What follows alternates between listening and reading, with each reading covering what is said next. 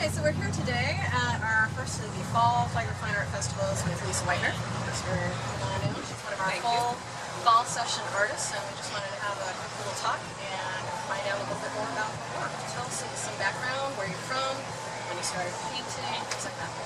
Well, I am a native Floridian. I've been in the same location in Marion County, which is about an hour away from here, all my life, as has my father. And I live in the same house that he grew up in, which was actually built by his mother's family. So we've been in the area a long time, and I grew fond of Flagler when I had children that were small, and it was such a wonderful place to bring children for an outing or the weekend because it's such a family-friendly area. The beach is fun, of course, with no driving and just much safer.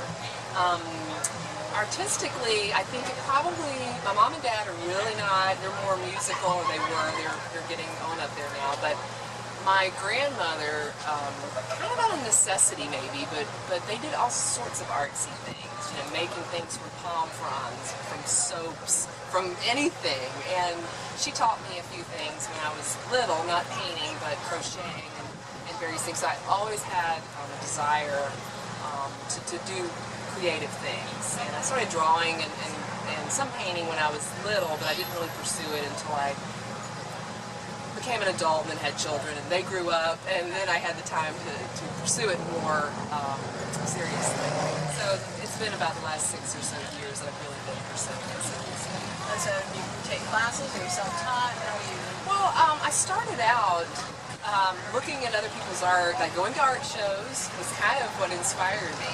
And I would see, you know, you can rule out a lot of it because we're all different, we all like different things, but some of it you can rule out immediately, but there were those ones that you love. And then I would research that and look into it, and do they teach?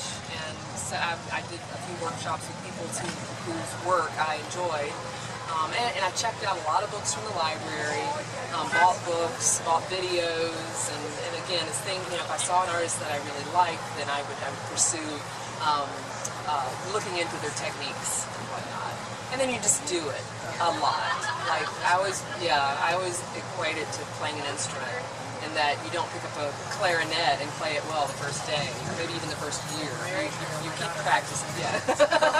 You practice. I played piano as a kid, and it was practice, practice, practice. The teachers are always after you to practice. Yeah, they say mastery actually comes within the first 10,000 hours. Yeah, yeah, exactly. And so it seems like most of your inspiration comes from the natural world.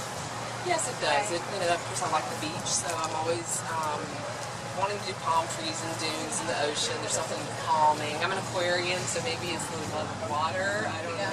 And of course, but you know, one of the first instructions from any art teacher is paint what you love what you paint. So I like food, I like flowers, I like the coast, you know. So. Well, fantastic. And so, you know, we're glad to have you here all the way from Ocala, and so we're hoping that you will continue to increase the demand for your work. You're also over at Ocean Gallery, right? Who's your sponsor.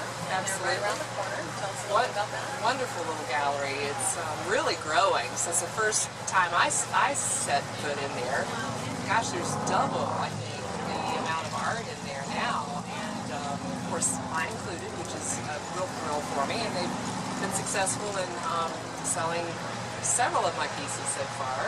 So I'm real thrilled to be in there. Frank is a wonderful guy who is just so knowledgeable about business and how to run a business and how to advertise it, and he has some wonderful staff, Carol and Sandy, who I see around the show here today, and so it's a really good feeling. I feel very well received here.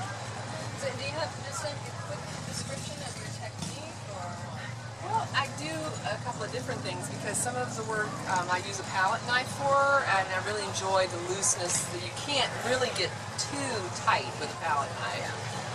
So I enjoy doing that, and then I also, you know, obviously use a brush, and it's kind of a layering process of darks and lights. And I was telling somebody earlier, a patron earlier, about you know, if you look at a painting, I think as you progress and grow as a painter, it's more about what not to do and how to fix the things that, getting an eye for being able to see what's wrong with it.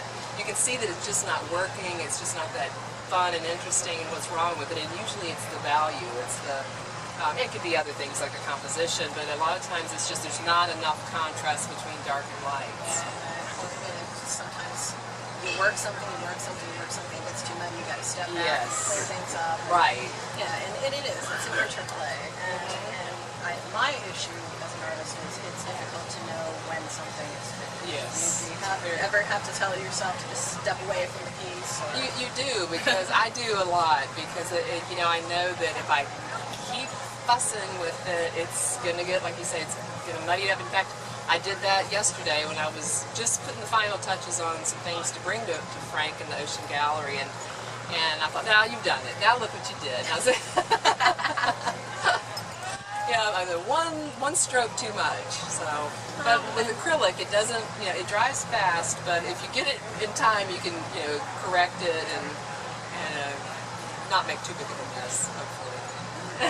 Well, these are great. I think you've got a great dynamism, a great sense of color, and so I think people will be very interested in coming down and checking these out and seeing them from you at the gallery, at the festivals, and so we thank you for being with us. Thank you, Justine. You're doing a great job. Well, we better get back to our festival. Okay. We got a bunch of people here. Okay, great. So Sounds thanks, good. and we hope that you'll tune in to the rest of our full session feature artist interviews. Thanks for watching, and we hope to see you down here at the festivals.